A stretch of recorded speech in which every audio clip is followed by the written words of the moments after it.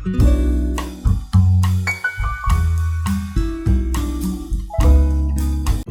दोस्तों, good morning.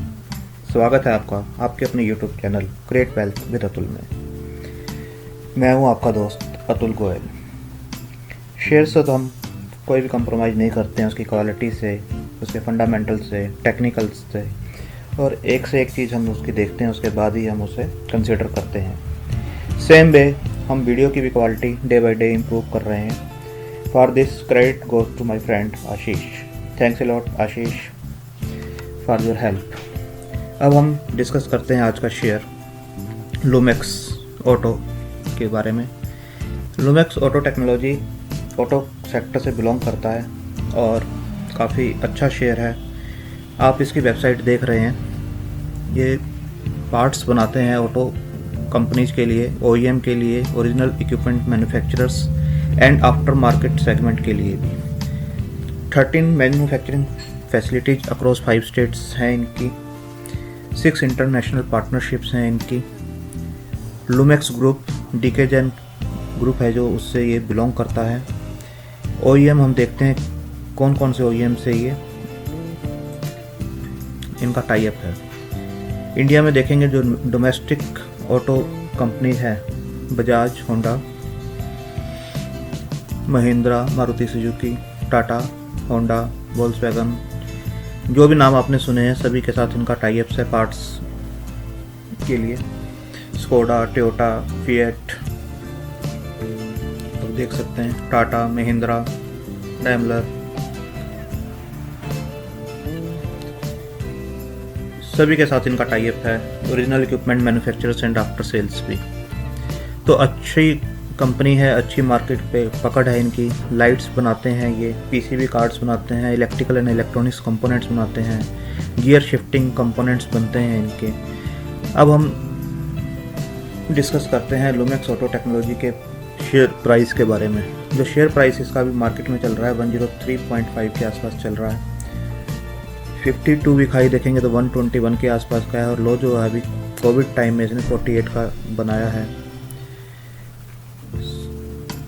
Daily chart पे इसे देखेंगे तो वेरी बुलिश है, वीकली चार्ट पे देखेंगे वेरी बुलिश है, और मंथली चार्ट पे देखेंगे तो बुलिश शो कर रहा है ये। मार्केट कैप जो है 705 का है, स्मॉल कैप कंपनी है, डिविडेंड पेइंग कंपनी है। 150% का ये डिविडेंड पे करती है, और इसका जो फेस वैल्यू है 2 की है। डिविडेंड यील्ड जो इसका बनता है on the face value of 2, 150% dividend 2.90% बनता है, जो कि बहुत ही अच्छा है। परसेंटेज डिलीवरी जो जा रही है इसकी 55% के आसपास की जा रही हैं। अगर आप देखेंगे इंडस्ट्री पी जो है 26 की है, जबकि इस कंपनी की पी जो है 28 की है। ये किस लिए है? क्योंकि EPS इसकी 3.68 है। लास्ट 1-2 क्वार्टर में जो रिजल्ट आए इनके वो ज़्यादा इंप्रेसिव नहीं रहे हैं, तो EPS जो है डाउन हो गई है, जिसकी वजह से PE इंक्रीज हो गई है। जैसे जैसे रिजल्ट्स इंप्रूव करेंगे, EPS इंप्रूव करेगी, PE इसकी डाउन आ जाएगी। तो डिस्कस करते हैं अब टिकर टेप पर।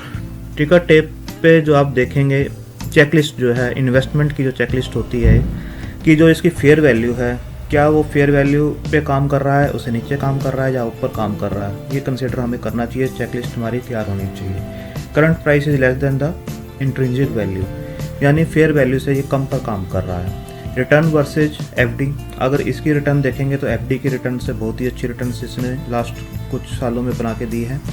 डिविडेंड यील्ड देखेंगे, जैसे मैंने आपको दिखाया, बहुत ही अच्छी डिविडेंड यील्ड है इसकी।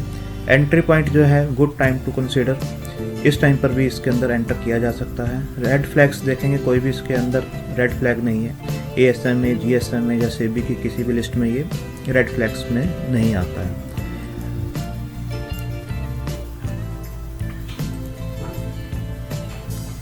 अगर आप देखेंगे ऑटो पार्ट्स बनाने वाली कंपनी है, स्मॉल कैप कंपनी है, 705 करोड़ का मार्केट कैप है, स्टॉक रैंक 841 है, लो रिस्क मार्केट शेयर है ये, और 50% एनालिस्ट अभी कह रहे हैं इसको पिक करना चाहिए। अगर सेक्टर का डिविडेंड यील्ड देखेंगे तो 0.80% है, जबकि इसका डिविडेंड यील्ड बहुत ही इंप्रेसिव है, 2.89% है। स्क्रीनर साइट पर हम देखते हैं लुमेक्स ऑटो टेक्नोलॉजी के बारे में। 705 का मार्केट कैप है, अगर ROCE देखें, रिटर्न ऑन कैपिटल एम्प्लॉयड 15% है, ROE देखें 12.6% है, रिटर्न ऑन इक्विटी 12.6% है, डिविडेंड यील्ड अगेन 2.90% है, बुक वैल्यू 69 की है, वो ज़्यादा हाई नहीं है अपनी बुक वैल्यू से। अगर ग्राफ को देखेंगे, जो ग्राफ चल रहा है उस पर देखेंगे चार्ट के ऊपर, तो ये अपनी 200 डे DMA से ऊपर काम कर रहा है सिंस 3 जुलाई 2020 से, जो कि एक बहुत ही अच्छी बात है। अगर कोई भी शेयर अपने 200 डे DMA से ऊपर काम करता है, बहुत ही अच्छी बात होती है। Company has reduced its debt, company is almost debt free, कोई कंपनी पे डेट नहीं है। Company has been maintaining a healthy dividend payout of 31.41%। Dividend yield बहुत ही अच्छा है, जैसे मैंने आपको पहले ही बताया। Debtor days has improved from 82.7 to 61.67 day. Debtor days क्या होते हैं? डेटर डेज होते हैं जो कंपनी अपने क्लाइंट्स को, जैसे ये आगे कंपोनेंट्स सप्लाई करते हैं ओरिजिनल इक्विपमेंट मैन्युफैक्चरर्स को, तो वहाँ से जो पेमेंट्स आती हैं, जो क्रेडिट पीरियड होता है, जो पहले क्रेडिट पीरियड था 82.7 डेज का था, जो कि अब रिड्यूस होकर 61.67 डेज का हो गया है। मतलब जो क्लाइंट से जो पैसा लेते हैं, पहले 82 डेज में इनके पास वापस आता था, अब 61.67 डेज में आता है। तो जो कोई भी बिजनेस होता है वो मनी की सप्लाई अच्छी है, सर्कुलेशन अच्छा है, तब अच्छा चलता है। तो पहले 82 डेज में होता था, अब 62 डेज में ये ऑलमोस्ट काम करते हैं, तो ये काफ़ी इम्प्रूव हुआ है। अगर क्वार्टर ऑन क्वार्टर देखेंगे पिछले 10 वाला क्वार्टर का, तो सेल्स जो है 277 से इम्प्रूव होके 284, ऑलमोस्ट उतनी ही है। सेल ज़्यादा इम्प्रूव नहीं की है, क्योंकि ऑटो इंडस्ट्री जो है 2018 एंड से ही काफ़ी सफ़र कर रही है। आपको पता है मारुति का शेयर या आयशर का शेयर बहुत ही डाउन चल रहे हैं, तो ऑटो इंडस्ट्री काफ़ी डाउन चल रही है, जिसकी वजह से इसकी भी सेल पे इम्पैक्ट है। आप देखेंगे कोविड टाइम में 273 एंड देन 71 पे ये डिप कर गया था। अगेन अगले क्वार्टर में इसने इम्प्रूव किया है 284, ऑलमोस्ट अपने सेम लेवल पर आ गया है। प्रॉफिट देखेंगे 13% से इंक्रीज होता होता 15% तक गया है, जो कि पिछले 2 क्वार्टर में देखेंगे, जो मैंने आपको बताया कोविड की वजह से 6 करोड़ और देन लॉस किया है इसने -12 करोड़ का। अब अगेन ये अगले क्वार्टर में 15 करोड़ के आसपास का प्रॉफिट में भी आ गया है। अगर ईयर ऑन ईयर इसके रिजल्ट्स देखेंगे 2009 से, तो सेल इनकी 2009 में 300 करोड़ के आसपास की हुआ करती थी, जो कि अब इम्प्रूव होकर 1141 करोड़ की हो गई। आप देखेंगे ऑलमोस्ट 4 टाइम्स इनकी सेल हो गई है। मार्च की सेल जो है थोड़ी सी कोविड की वजह से डाउन रही है, अदरवाइज इसकी ऑल टाइम हाई सेल होनी चाहिए थी ये 1187। एंड देन आप देखेंगे किसी भी साल में इसकी जो सेल है वो कम नहीं हुई है, तो रेगुलर ये इंक्रीज कर रही है। तो यहाँ पे 1141 करोड़ की सेल आई है, पिछले 10-11 साल में 4 गुना के आसपास इनकी सेल इंक्रीज हुई है। प्रॉफिट देखेंगे, जो 2019 में इनका 11 करोड़ के आसपास का प्रॉफिट होता था, वो इंक्रीज होकर 58 करोड़ का प्रॉफिट हुआ है। 5 गुना से भी ज़्यादा प्रॉफिट हो गया है पिछले 10 साल में। तो इस पे भी कोविड का इफेक्ट है, अदरवाइज ये भी अच्छा इम्प्रूव करते ही। यहाँ पर बैलेंस शीट में देखेंगे आप, जो बोरिंग है वो 23 करोड़ थी पहले 2009 में, जो कि इंक्रीज होकर 95 के आसपास हो गई थी मार्च 2020 में। इस क्वार्टर में इन्होंने अपनी जो डेट है उसको भी रिड्यूस किया है, 95 से 54 के आसपास किया है। सितंबर 2020 जो लेटेस्ट है वो 54 के आसपास है, जो कि रिड्यूस हुई है। रिजर्व इनके पास अच्छे हैं, 452 करोड़ के अच्छे रिजर्व इन्होंने अपने बना रखे हैं। पहले 433 था, 452 का रिजर्व इनके पास हैं। एसेट्स काफ़ी अच्छे हैं इनके जो बने हुए हैं, 860 करोड़ देन 872 करोड़ के अच्छे एसेट्स इन्होंने बनाए हुए हैं।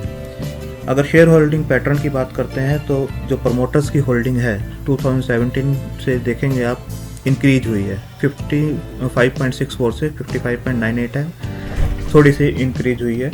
और FII जो है 16.62 से 18.32, आप देखेंगे FII का भी स्टेक यहाँ पर इंक्रीज हुआ है। DII देखेंगे 4.05 से इंक्रीज होते हुए 5.42% का इंक्रीज हुआ है। तो FII ने अपनी होल्डिंग्स इंक्रीज की है, DII ने अपनी होल्डिंग्स इंक्रीज की है, प्रमोटर्स अपनी होल्डिंग्स इंक्रीज कर रहे हैं। तो रिड्यूस हुई है किसकी? जनरल पब्लिक की। आप और मेरे जैसे जो रिटेल इन्वेस्टर्स होते हैं, जो कि शेयर्स की फ्लक्चुएशन से घबरा जाते हैं और शेयर्स को बेच देते हैं, उस टाइप के पब्लिक होल्डिंग जो है वो रिड्यूस हुई है। बाकी प्रमोटर्स FII DI अपना शेयर में स्टेक बढ़ा रहे हैं। अगर हम इसके ग्राफ्स पे बात करते हैं, मैंने जीरोधा एप्लीकेशन यूज करता हूँ, तो जीरोधा का ये चार्ट है, डेली का ये चार्ट मैंने लगाया हुआ है, 1 डे कैंडल्स हैं ये। अगर आप देखेंगे तो शेयर ने 90 का जो प्राइस है जो क्रॉस किया था 3 जुलाई को क्रॉस किया था। ऑलमोस्ट 5 से 6 महीने हो गए हैं। किस रेंज में ये काम कर रहा है? ये काम कर रहा है, लोअर साइड जो है इसकी 90 है और अपर साइड ये ऑलमोस्ट 110 के आसपास काम कर रहा है। एक छोटी सी ब्रैकेट में ही ये काम कर रहा है। 90 से लेके 110 के बीच में ये पिछले 5-6 महीने से इसी रेंज में घूम रहा है। अभी क्या है इंटरेस्टिंग इसका, पहले ये 90 का जो इसने बेस बनाया हुआ था, धीरे धीरे इंक्रीज करके इसने उसे 95 के आसपास बेस बनाया एंड देन अभी 100 के आसपास का इसने बेस बना लिया है। यानी जो इसका लोअर बेस है वो इंक्रीज हो रहा है 5 रुपये से। पहले 90 का बेस था, अगेन इसने जो बेस बनाया 95 का बेस बनाया और उसके बाद इसने 100 का बेस बना लिया। अब काफ़ी टाइम से आप देखेंगे तो इसे 100 के आसपास काम कर रहा है। 100 को इसने जो क्रॉस किया था 17 नवंबर को क्रॉस किया था और उसके बाद से ये 100 के ऊपर काम कर रहा है और 100 को इसने अच्छा स्ट्रॉन्ग बेस बनाया हुआ है। अगर इसका थोड़ा सा लॉन्ग टर्म का चार्ट आप देखते हैं, लॉन्ग टर्म का चार्ट जो कोविड से पहले जो सिचुएशन थी, ये ऑलमोस्ट इसी लेवल पे काम कर रहा था, 117, 18, 120 के आसपास काम कर रहा था और उसी लेवल पे पहुंच गया। कोविड टाइम पे ये जो शेयर ने टच किया था 50 के आसपास का, इसने 48-50 के आसपास का लो बनाया था। जब ऑटो इंडस्ट्री की हालत आप देखेंगे 2018 से, जैसे मैंने बताया, थोड़ी सी ख़राब हुई थी, उससे पहले ये शेयर 224 के आसपास काम करता था। तो 224 से ये शेयर डाउन हुआ ऑटो सेक्टर की वजह से। उसके बाद इसने अगेन थोड़ा सा रिवाइव किया। रिवाइव करने के बाद कोविड की वजह से अगेन शेयर डाउन गया और अगेन ये धीरे धीरे स्लो रिवाइव कर रहा है। जैसे ही इंडियन इकोनॉमी में थोड़ा सा रिवाइवल आता है और ऑटो सेक्टर में कुछ रिवाइवल आता है तो ये शेयर जो है सबसे पहले भागने वाला शेयर होगा। आप देखेंगे जो लेवल्स हैं, ये जो लेवल इस टाइम आपको दिखाई दे रहे हैं यहाँ पर, 2017 में भी इसी लेवल पर ये शेयर आपको मिल रहा था। 2017 में भी इसी लेवल पे, आज से 3-3.5 साल पहले इसी लेवल पे आपको ये शेयर मिल रहा था जिस लेवल पे आपको आज मिल रहा है। जैसे ही इसने यहाँ से ब्रेकआउट दिया था इस लेवल से, आप देखेंगे कि 102-103 के लेवल से ये सीधा इंक्रीज होते हुए आप देखेंगे कहाँ तक गया है ये 224, डबल से भी ज़्यादा इसने विद इन 1 ईयर डबल से भी ज़्यादा का प्रॉफिट दे दिया था। अभी ये सेम ब्रैकेट में फिर घूम रहा है 90 और 110 के बीच में। स्ट्रॉन्ग स्पॉट इसका 100 का है। अकोमुलेट आपको करना चाहिए यहाँ पर। जैसे ही आपको 100 या 100 से नीचे कहीं भी मिलता है, 98 के आसपास, 100 के आसपास, 102 के आसपास, इवन इस लेवल के ऊपर भी 103 के आसपास आप धीरे धीरे अकोमुलेट कर सकते हैं। और जैसे ये 100 के आसपास आता है, कोई भी मार्केट करेक्शन देती है किसी भी दिन और 100 के आसपास आता है तो आपको इसे अकोमुलेट करना चाहिए। 98 आता है अकोमुलेट कीजिए, और नीचे जाता है अकोमुलेट कीजिए। कोई भी शेयर प्राइस जो होता है डेली बेस पे फ्लक्चुएट करता है, तो जो डिमांड सप्लाई है उसके बेस पे फ्लक्चुएट करता है और जो इसके फंडामेंटल्स हैं वो कभी भी डेली बेस पे चेंज नहीं होते हैं। ऐसा नहीं है कि शेयर प्राइस 3% नीचे आ गए, 4% नीचे आ गए, उसके फंडामेंटल्स को चेंज हो जाएंगे। डिमांड सप्लाई की वजह से वो चेंज होता है, प्राइस एक्शन की वजह से वो चेंज होता है। Market correction day by day अगर कुछ होती है और शेयर आपको नीचे मिलता है तो कोई फंडामेंटल उसके ख़राब नहीं हुए, आपको उसे अकोमुलेट करना चाहिए बिना पैनिक हुए। जितना आप अकोमुलेट कर सकते हैं इस रेंज में कीजिए। जैसे ये 110 को ब्रेक करता है, इस लेवल को ये ब्रेक करता है, तो आप इसके अंदर एक सडन अच्छा स्पाइक देखेंगे जो कि इसे 150 की ओर लेके जाएगा। 144, 150 इमीडिएट है and then lifetime high है। कोई भी एक क्वार्टर इसने अच्छा रिजल्ट्स दे दिया जैसे इसने पहले रिजल्ट्स दिए हैं तो ये अगेन जो है अपने लाइफ टाइम हाई की तरफ जाएगा। थैंक यू, धन्यवाद।